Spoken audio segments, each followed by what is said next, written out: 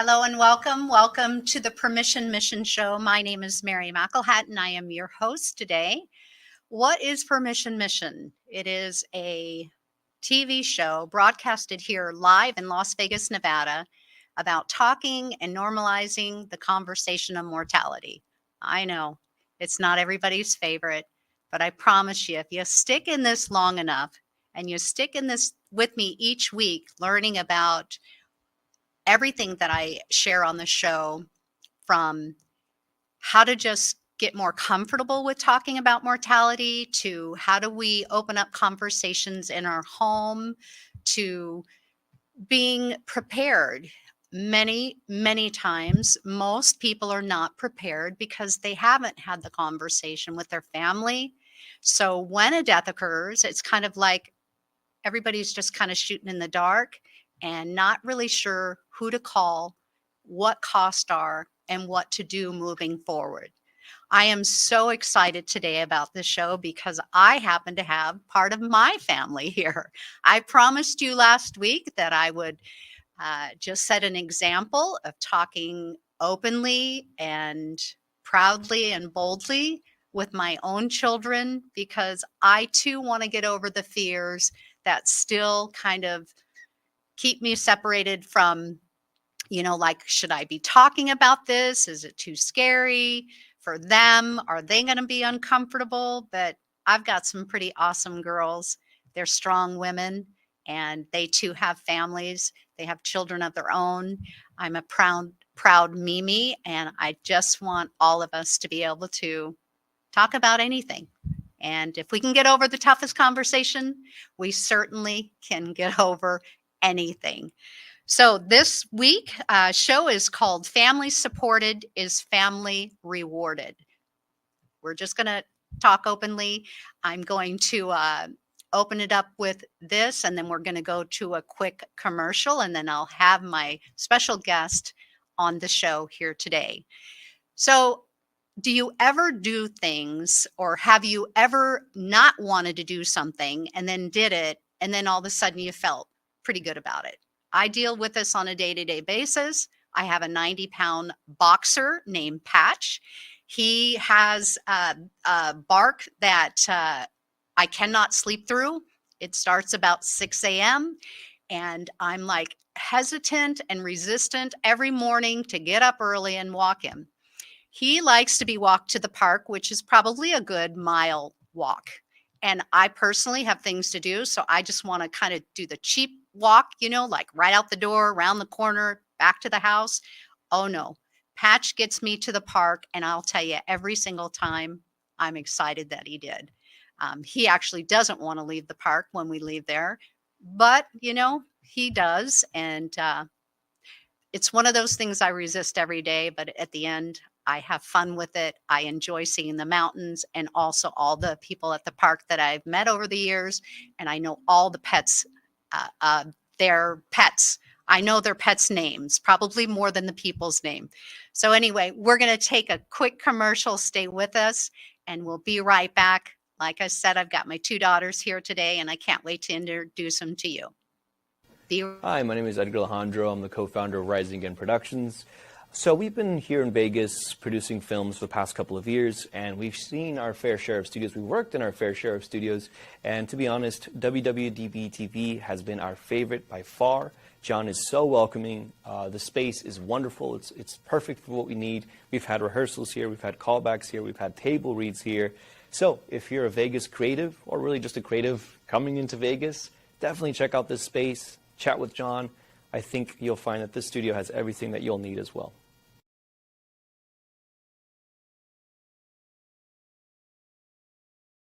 Welcome back, everyone, to the Permission Mission Show. My name is Mary McElhatton. I am your host today, and alongside me, I have two of my children here on the show today to just openly and boldly talk about a tough subject, right? So right here is Brianna, my oldest daughter, and I've got Kayla. She came all the way from Colorado, and she is with us here today. And girls, I couldn't be more proud to have you on my show, because one of the things I talk about a topic that's tough to talk about, right? Not everybody's open to talk about, hey, let's talk about death today. And that I'm on a mission to change that. And couldn't be more proud that you guys are sitting with me here today. So thank you and welcome to the show. Thank you. So I want to open with thank you for having us on the show. I know that this is hard to do, and for you to step out and really talk about the uncomfortable and have people feel more comfortable to talk about it. I know when you first started, it was really like, this is not something we talk about at the dinner table. But I think through the years, we've gotten more comfortable with it, and I'm really proud that you've decided to do this. So it's an honor to be here. Yeah, definitely an honor to be here. I'm excited to be here and talk about the uncomfortable stuff that now I feel comfortable with. So definitely a change. It is like a resistance, and then once you kind of get through the resistance of it, it starts making more sense. Would you agree? Absolutely, especially if you have families. And I have 3 sons. It definitely makes sense to talk about it much younger. I mean, I want to make sure that these things are in place so that they're not left with something. They're grieving. I don't want them to go through the planning portion too. Yeah, I definitely brought up that too. I think that I pre-planned when I was 25. I think I pre-planned. It was when you, with my 2 daughters, and I've had a son since then. So definitely the process was weird, like, what do you want to pick out? And you're picking out these things. And then, but afterwards, there's this relief of like, my daughters do not, or my son do not have to deal with, they get to grieve. They don't need the extra pressure. Like, I think when our grandmother passed away, we had to deal with that front on, and it was very hard for our family. And it didn't even give us not only were we grieving, but I don't think we couldn't grieve because we're all rambling and scrambling together and stressed out. Where when I did it for the girls, when I walked up from that table with you, it was like, even at 25 years old, I was like, if I pass, tomorrow, like even in my car accident, like if I pass, my kids will not have to worry about that part, so it's kind of a weird gift. Yeah. But it's definitely a necessary gift. It's something to look at. Yeah. It's just, even Chris, my husband, his mom, my mother-in-law just passed not too long ago. And she pre-planned, but, there were some things in the middle of it and the cost of it. And I remember going to sleep at night with my husband, and he was just like, I'm so happy that she got to talk about it with your mom and tell her everything that she wanted coming from her mouth. And not all of us brothers try to, come in and say things that maybe she didn't want or whatever. Like, she got to say what she wanted. Yeah. But he was also on the side of financially too. So watching him grieve, but also have to put money out there too, was like, it sucked, but it just made him, he was like, I'm so glad that she said like that. He was so happy about that, You were young when you did the pre-planning, so Yeah, tell me why.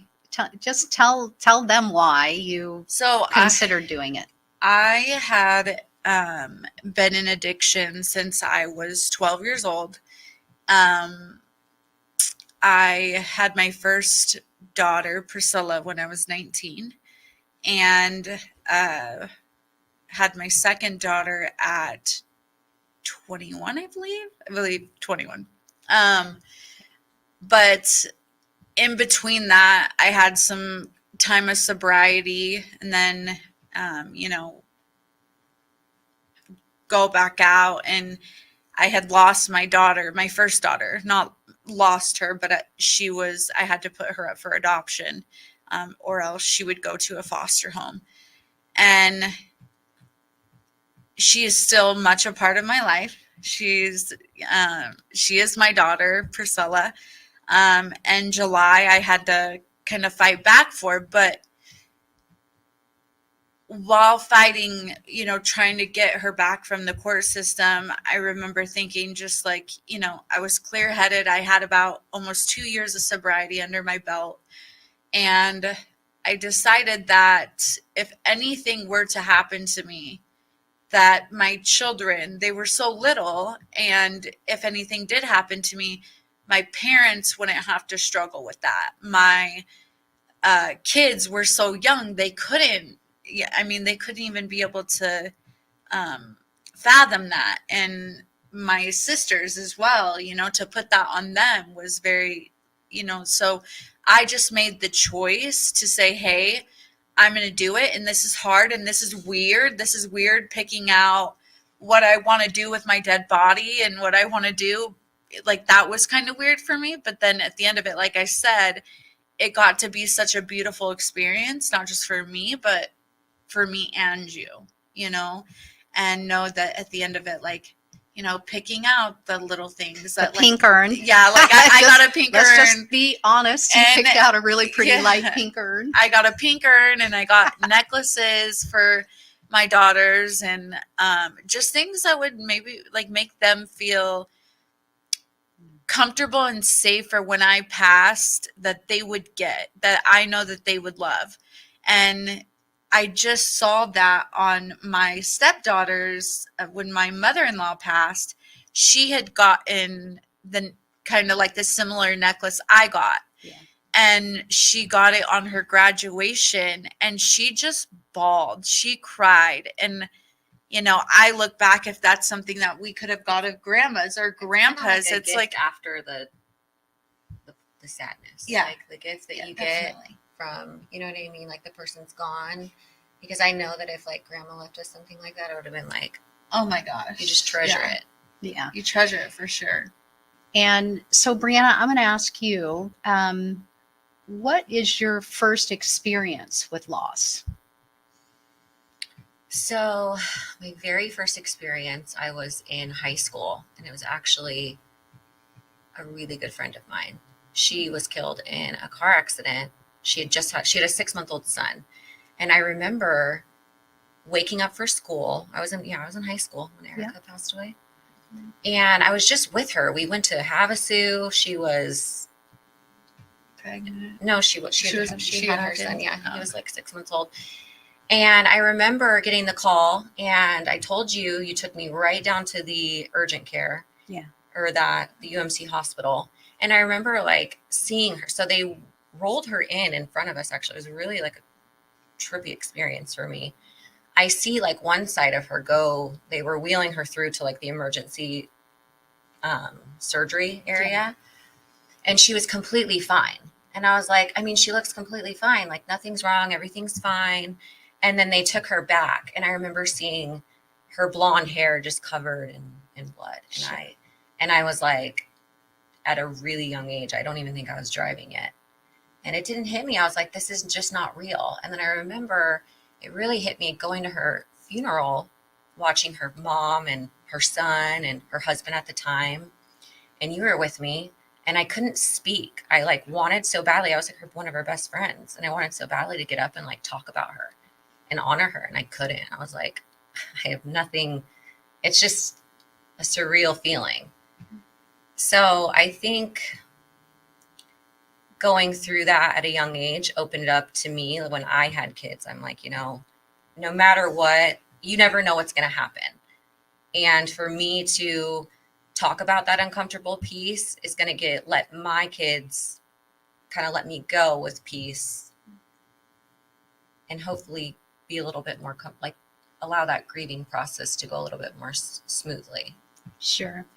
You made a really important comment about how you wanted to speak. You wanted to say something to honor her, and that was super uncomfortable. I just Is- remember, I'm like, how am I going to find the words to do this? Well, and it's not your fault. I think because death is such a kind of taboo, or it's just, you don't talk about it.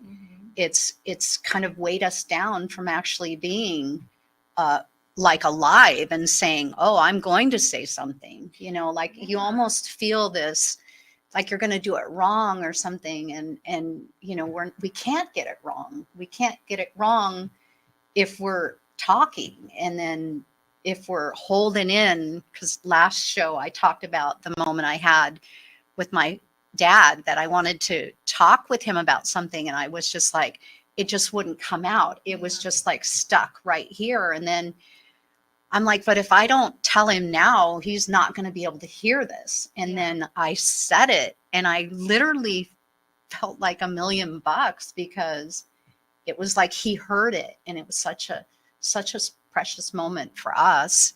And had I not said it, I would have always thought about I not still saying do. it. I mean, this happened when I was 16. I'm 33 now, and I still think about it all the time. But even when Erin died, like Erin mom too. didn't work. I mean, she wasn't in this business, and I think when Erin died, it was like we were very young, but everything was so scrambled, and you can tell in his parents, like everything was scrambled, and his brother Dalton, and just everything was so weird. And that you could, like, the mom was just distraught. And I mean, we were young, we didn't know how to, like, if I were now, like, obviously we would help her, but we didn't know. And now looking back, seeing her kind of grow from that, it's been a very long time. It took a lot of support, I think. Yeah, it took a lot of support, and a lot of friends, and just coming around, and the cost of the funeral, the cost, like, she did not expect her son to die he died at what, 16? He was 16 years old, and died from bicycle, or riding on a bike. And so you don't expect that. And I think too that there's this perceivedness of that people only pass like when they're older, or when they're sick, or when they're have a reason, that health wise or whatever, but the reality is, like, it's not. It's like, one of the questions I have for you girls today, because I was wondering if you guys experience anxiety with me getting older as your mother, like I'm getting older, and does that, because I know I do with my mom. So what's your thoughts on that? So it's kind of like a little bit backwards, because you're in this industry. I almost feel like people look at us like, oh, they're going to have it together when their parents pass, or, you know what I mean? And it's so, I just like need to reassure that it's so not like that. I know that we think we're going to be ready, especially because we've planned it. We talked about it. We continue to talk about it all the time. And I know that I try to like put it in words of like, I know when that day comes, instead of scrambling or trying to put all these plans together, what you would want, we really get to celebrate you. And that's going to be the focus for our family, is just to celebrate you and how you want to be celebrated. And you let us know there's no, the water's clear. There's no like guessing. And, all of us, you have all daughters. We would want certain things. One son. Way. Yeah. And it just lets us like just celebrate you. And no one's ever ready for that. I am not ready. I'm not, no ideas. I hope they don't go anytime soon, but I actually, it's interesting. So as a mother, I'm looking at my girls like 33, you'll be 33 in a couple weeks, and you're 30 now. I'm going, I don't have a choice but to get older. You know what I mean? Like, I feel that. But you're getting older and I'm getting older, and it's so cool to be able to, just talk about something that is tough. But imagine not ever having this moment to talk. Well, and so when you first got into this, I remember thinking also that like, I don't want to speak this into existence. Like, this is not a thing that I even want to talk about, especially like with my kids or my parents. And it took me a little while to come around that that's not what this is. You know what I mean? Like, I'm not speaking anything into existence. Like, this really is just, I plan for a living, and that's all it is. I had to look at it like not planning a birthday party or a wedding, but being able to make that plan so that it's easier on my family. There's nothing that I'm like putting out there. I think the hardest thing was like mentally being okay, you know, like if I were to lose my kids before, you know, me, that would have to be talked about. You know what I mean? I'm like, I don't want to talk about that. I don't even want anyone to even think, but you just never know. And I'd rather have that planned out. Yeah. Yeah, and kind of riding off of that, I think when mom passes, like that is something, you know, you don't want, like I can't even imagine my parents not being here, but I do know that when you do pass, that like this was your legacy. Like this is what you, like you are so diehard on just like, Dying. yeah, I'm on kidding. dying and just like putting that You tell me, information like- out there, you know. But it's like it really is like when you pass, like this is what you wanted for us, for you, for everybody in this world. Like this is like what you've been voicing to everybody. You know, it's that when your grandkids, So- like Jackson will be like, Mimi really likes to talk about death. Yeah, And I'm like, oh yeah. gosh.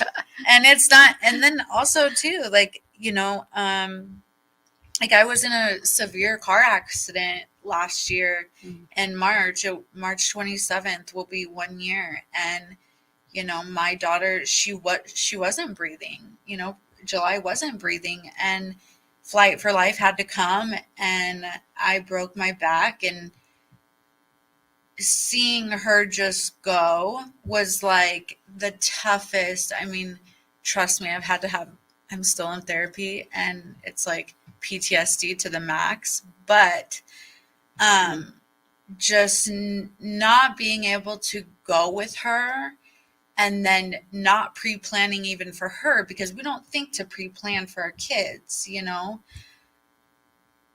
It put it in a whole different perspective. Like, oh my gosh, if I could take all of her pain and if her passing, and like you can't even imagine that at that moment. Yeah. But the fact is that does happen.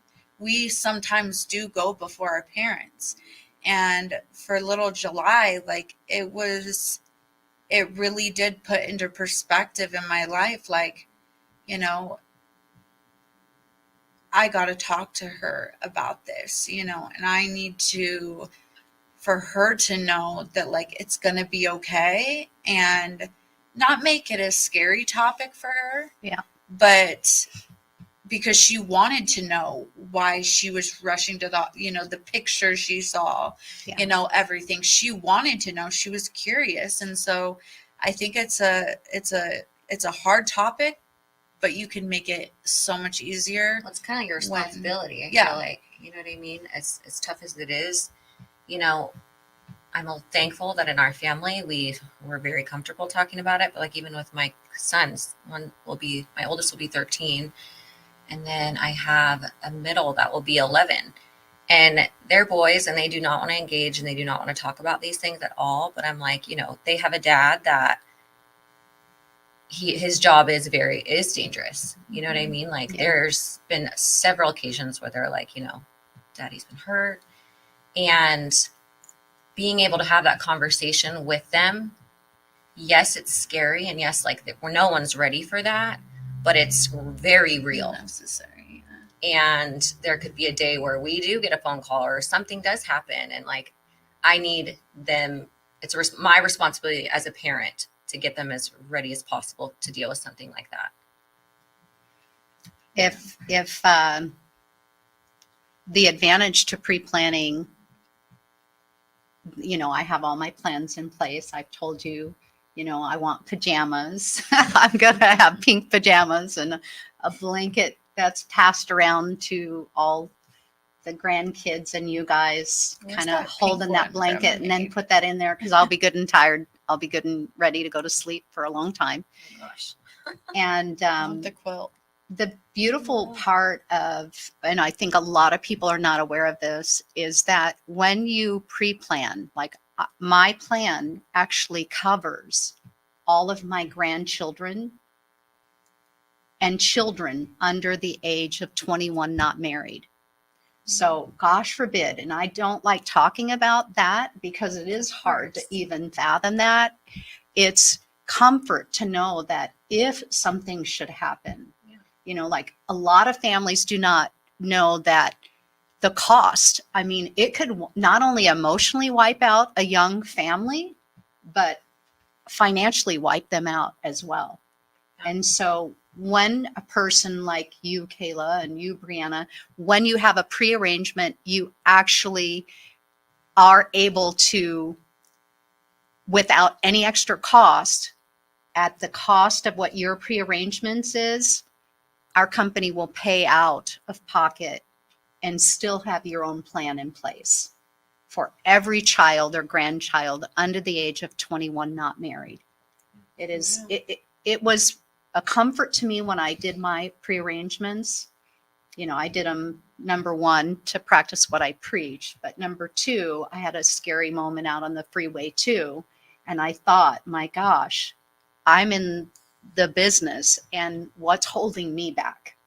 Right. You know, and of course, what holds me back is the idea of me not being here with you guys, right? Because it's a reality check, but the goal is to you guys have the peace knowing that we spent time, you know, really, I feel like our family has only gotten closer. Yeah, it's weird, right? But that's very true. Yeah. I was so not, I remember like you would bring this up, because we like to brunch.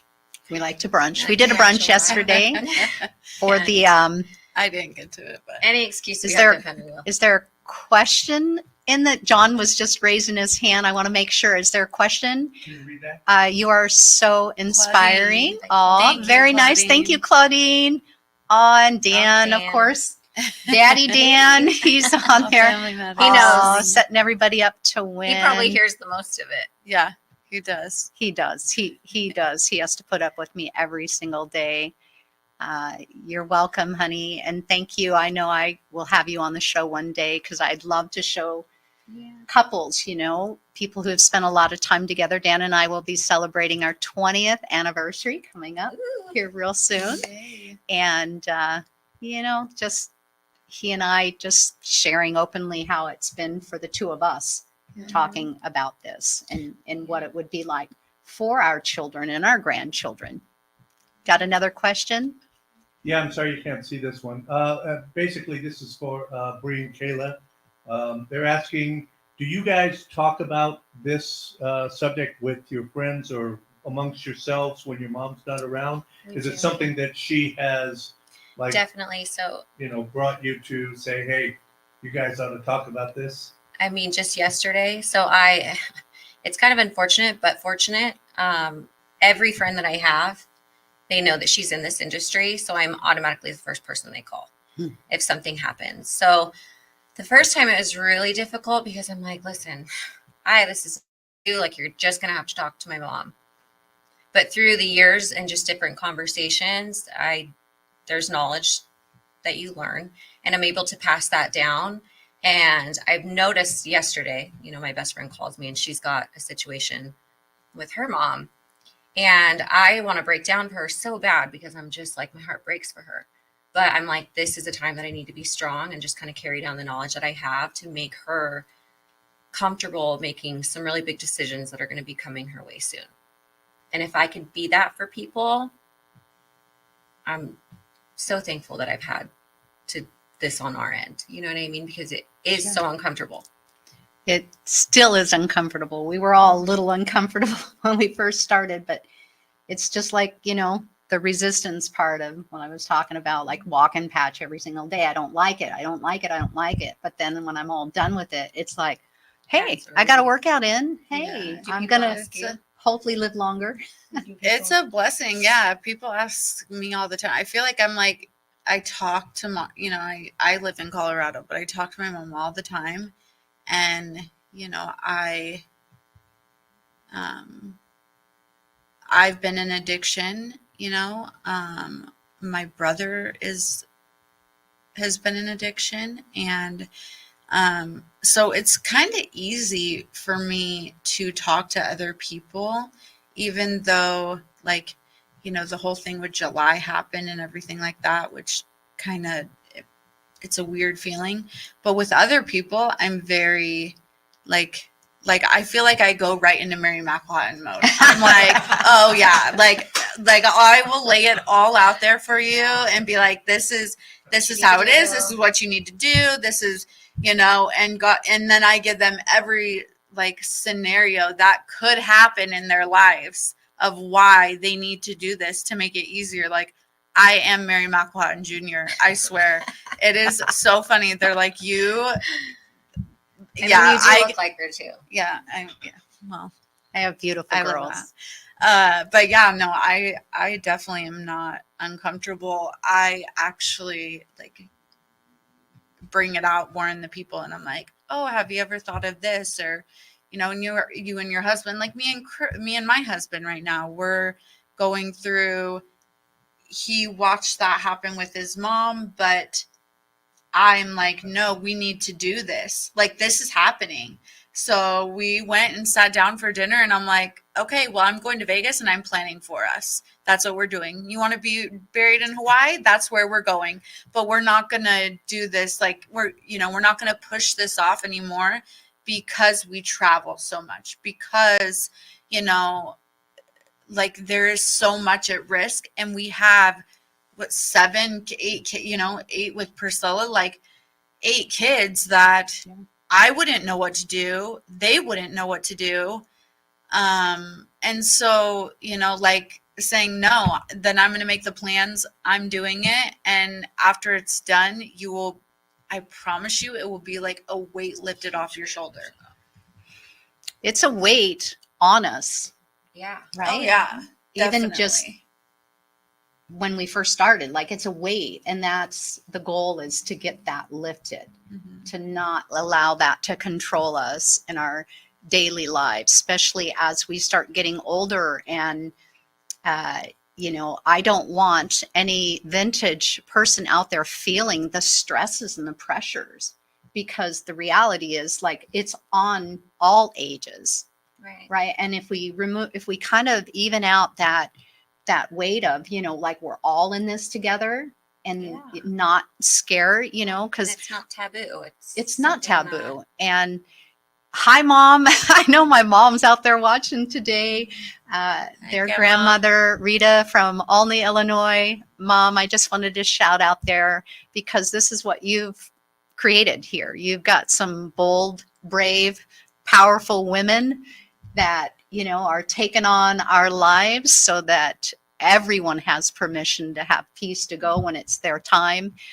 Sweet little July, Kayla, it wasn't her time.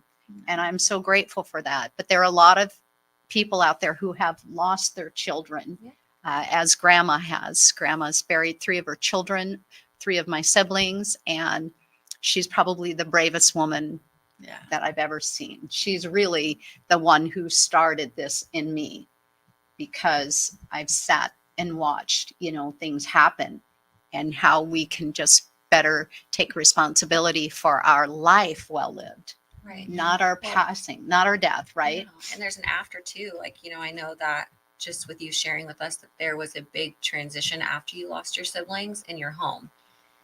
And I can't make any guarantees, but I do know that when it's talked about prior, it's easier to talk about after. Mm-hmm. And even though it's hard, you can honor in a different way. But I think it helps get your family to a place where it doesn't need to be so sad. You can talk about it and remember them and the memories. It doesn't need to be quiet. Because you told me that no one talked for a while in your home. Mm-mm. The house that I once felt so very safe in, all of a sudden didn't. And that wasn't my parents' fault. No. It was because the way that in the world, it's just not a subject people want to get involved in, or I think maybe some people are afraid it might happen to them if they, you know what I mean? Yeah, Because like- you just kind of are like, whoa, that's too heavy, you intense. know, too intense. And my parents kind of sat in their silence and their grief and still trying to raise a family and raise us kids. And I think they did a fabulous job based on circumstances. And, you know, I just don't, it's not meant to be quiet when it's happening 100% of the time. Well, there's no way to go out of this world other than that. We're all doing it. Yeah, I actually wrote just a small quote here. Mortality must be at the forefront of today because without it, our lives won't matter as much at the end. They won't matter as much at the end because we have an opportunity, and our opportunity is to celebrate and honor a person's life, whether they're living or whether they have passed. Yeah. So one of the questions I had down here was about how your generation, you know, is it a topic that's as silent in your generation as it is in mine? I know you kind of answered a little bit based on what John had asked us, but what would you like to see that different, and can you see the value? I do. I mean, I feel like social media on all ends is just, there's so many things that are important, you know? And like, for me, when I look at it and I value the things that are all over the internet, I don't know why this isn't important.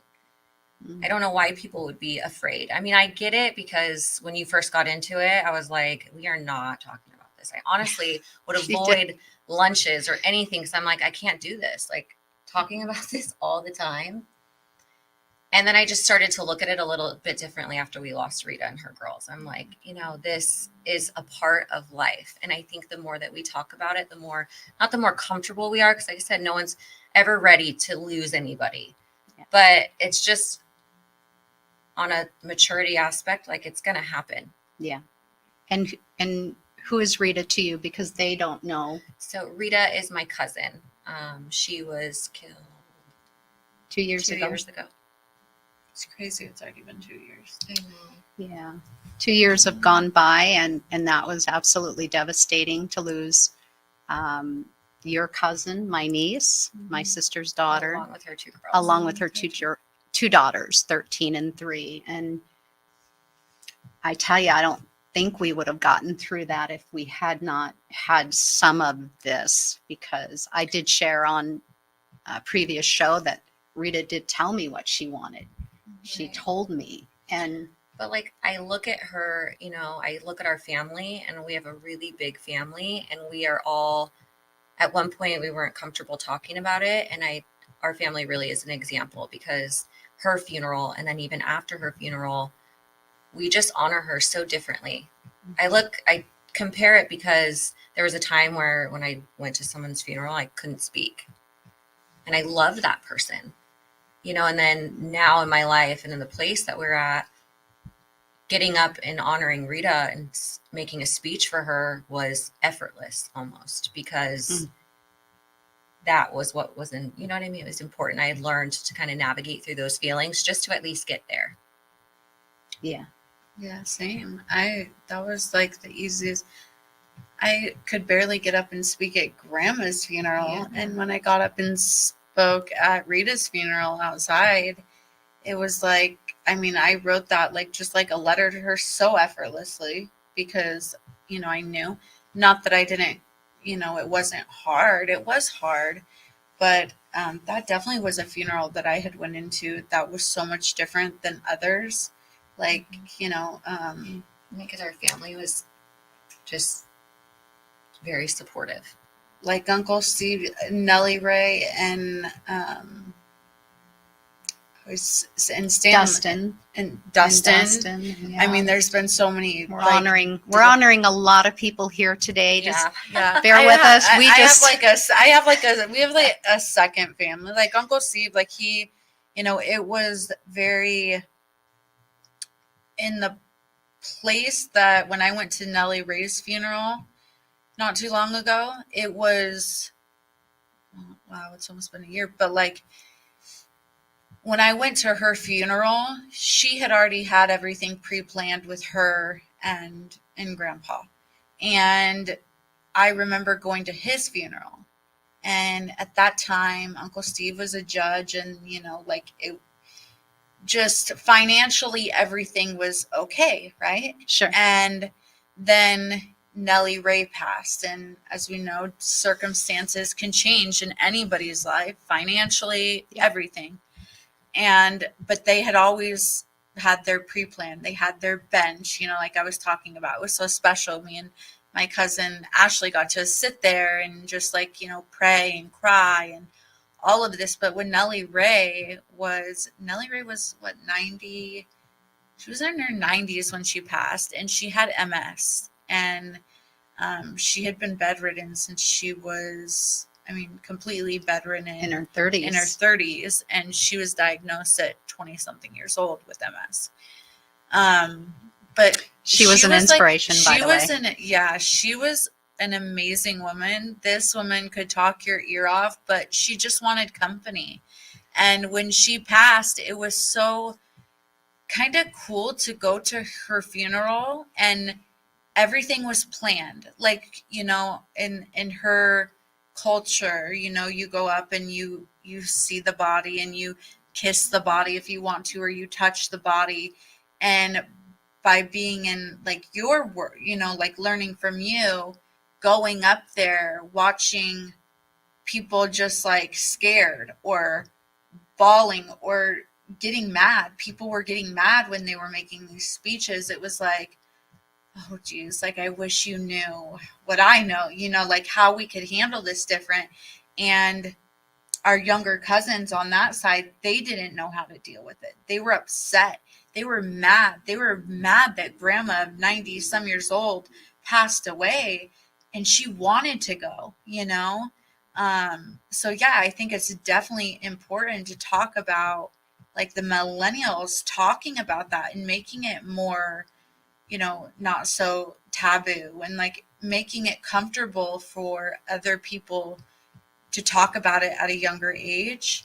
But like getting back to Nellie Ray's funeral, Uncle Steve's life had changed very much, and watching him lose Nellie Ray was probably the saddest things I have ever watched in my life. Yeah. And it was at an LDS church, but he didn't make his speech LDS really. He just got up there and said how he felt, because he was at her bedside, and took care of her whole life until Stanley was gone. Her husband was gone. He really came in and took care of her. So, and his sisters. But even then, you watched at the funeral how everything got so, people were mad. People were, who's getting this? Who's getting that? And that never had to happen, as long as like that was something that was never put in place. Sure. And that was something that would have been important. Which is the part of thinking about the entirety of end of life things, like when it's not addressed and it's not delegated properly, or in a way that people have openly talked about it, it certainly does cause a lot of friction and a lot of fighting. And I know that families don't want to be fighting, but it's because people didn't make decisions prior.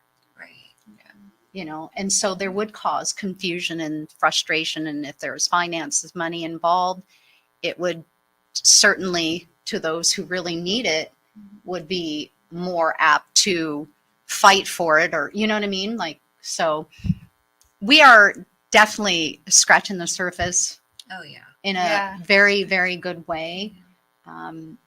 I feel better about talking with you girls today, just because I was nervous. Again, just being a mother, I don't have all the answers. I just have a few. This is one that Got I more than a few. I have a few. This is one that I have She just has. practiced and practiced and practiced because I do believe that families supported are families rewarded in so many different ways down the road. And we just simply can be in this life together and also in the preparing part of it. My father called it his day of departure. I kind of like that. Yeah, I do too. A day of departure and not stress about it. Awesome, Meredith. My paternal grandmother seriously mailed boxes upon boxes to all of her grandchildren as she found herself I love that. declining.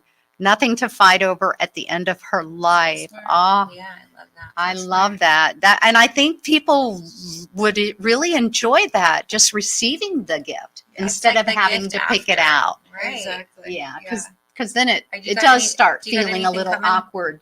Do you got anything coming for us? Look at these girls already tell, asked me. I tell It's Mom, good. I say, Keep bringing these good questions up. I tell Mom, I say, this is what I want. This is what, you know.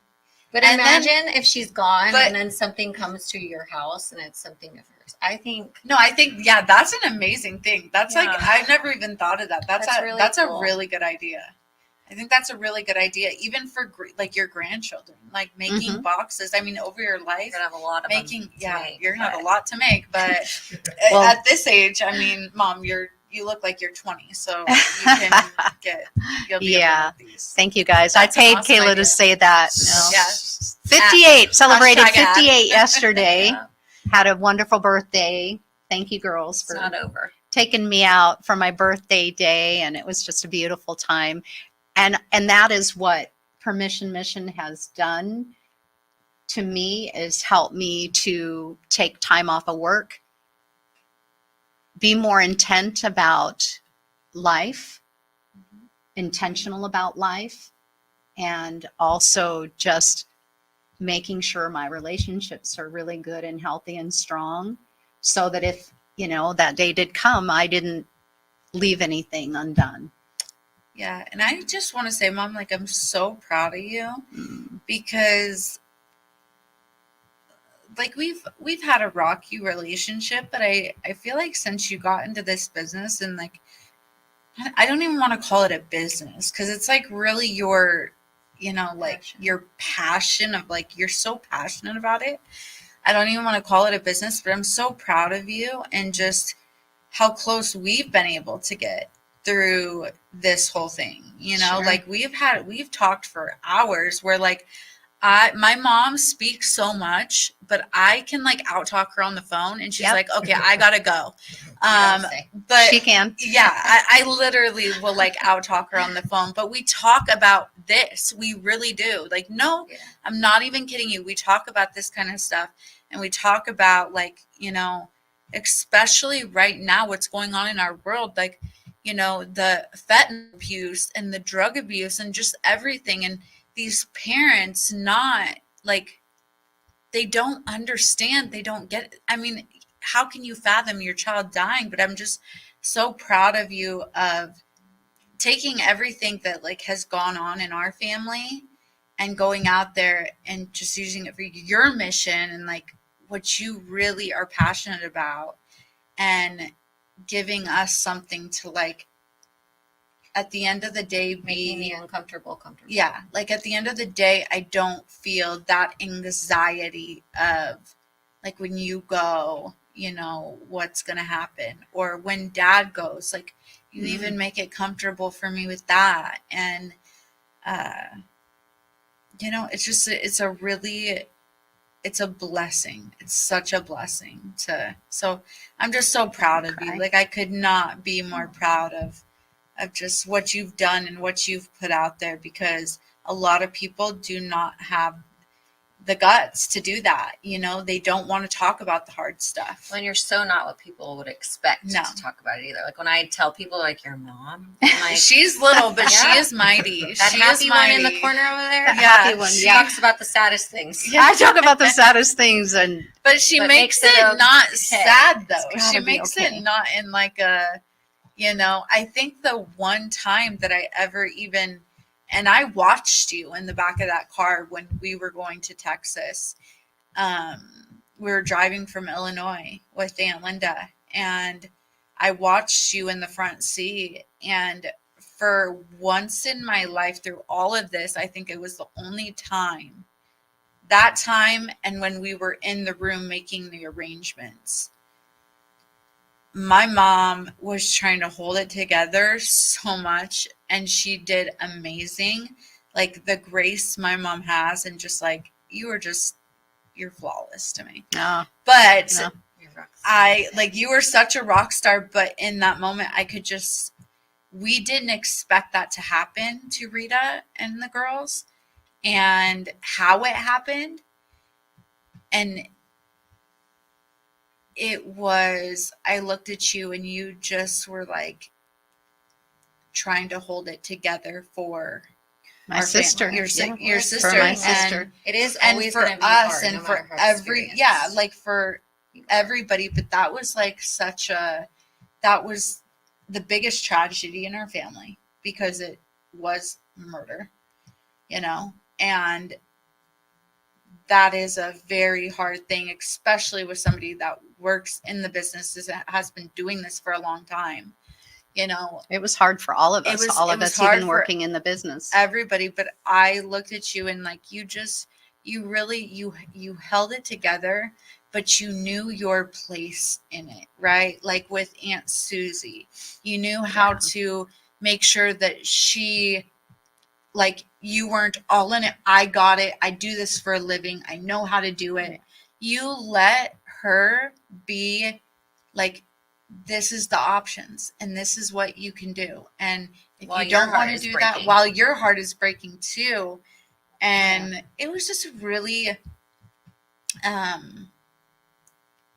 cool, but just like I watched that from you in the car, and I was like, wow, you had to let your guard down, but you also were trying to keep everybody up too. It was like that medium. And so I just am like so grateful and thankful for you in that time.